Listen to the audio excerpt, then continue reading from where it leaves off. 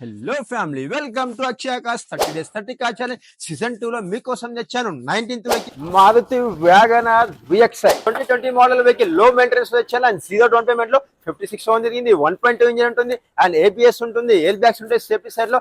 And మీకోసం తెచ్చాను zero down payment లో 4,69,000. 2020 మోడల్ వెహికల్ 1.2 cc ఉంటుంది. సిటీ మళ్ళీ వచ్చేసి మనకి 18 to 20 వస్తుంది అండ్ సేఫ్టీ సైడ్ లో ABS ఉంటుంది అండ్ ఎయిర్ బ్యాగ్స్ ఉంటాయి.